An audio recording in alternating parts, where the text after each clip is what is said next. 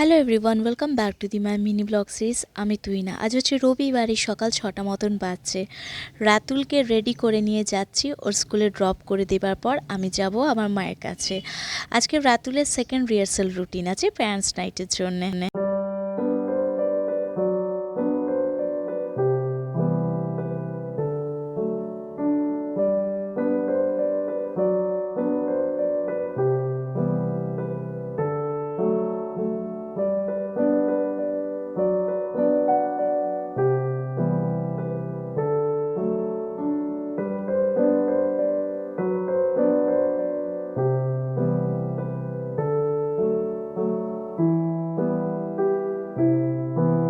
স্কুলে ড্রপ করে দেবার পর সোজা চলে গেছিলাম 1 কাপ করে চা খেতে, আর তার সঙ্গে গরম ঘুগনি আর ডিম সেদ্ধ। বলতে গেলে এটা একটা পারফেক্ট ব্রেকফাস্ট এই শীতকালের সময়।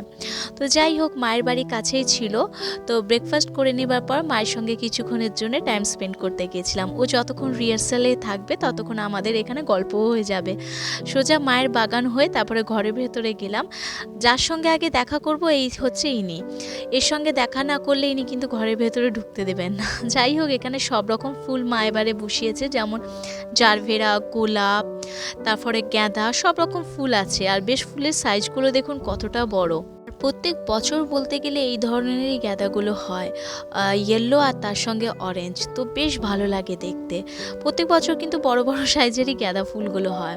তারই সঙ্গে চলে গেলাম দাদু দিদার সঙ্গে দেখা করতে। ওই যেটুকুন টাইম মানে রাতুল আছে রিহার্সাল করছে, সেটুকুন টাইম আমাদেরও একটুখানি ঘোরা হয়ে গেল, আর তার সঙ্গে একটুখানি গল্পও হয়ে গেল। প্রত্যেক সপ্তাহে আমরা চেষ্টা করি 1 ঘন্টা 2 ঘন্টার জন্য একটুখানি টাইমটা স্পেন্ড করে আসার, মা বাবা দাদু দিদা সকলেই যেহেতু কাছে আছে বলে। যাই হোক, এখানে মা গাছ থেকে অনেক কটাই কামরাঙা মানে স্টার ফ্রুটস পেড়ে রেখেছিল। তো বেশ এগুলো ভালো, একদম বলতে গেলে টক নয়, কিছু কাঁচাও আছে আর তার সঙ্গে কিছু পাকাও আছে। তো এইগুলো বেছে বেছে আপাতত এখন নেবো। তারপরে রাতুলের অলরেডি সময় হয়ে গেছে ওকে স্কুল থেকে আবার নিয়ে আসার জন্যে।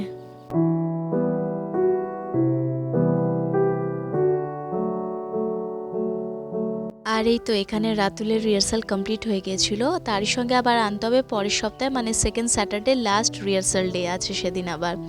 তো যাই হোক, সোজা বাড়ি এবার পৌঁছাতে হবে। আজকে হচ্ছে আবার নবান্ন, তো ওখানে মায়ের অলরেডি রান্নাবান্না শুরু হয়ে গেছিলো, আর তারই সঙ্গে গিয়ে আমরা চান টান করে আসল যে নবান্নর মানে চাল বাটা সেটা রেডি করে নিয়েছিলাম।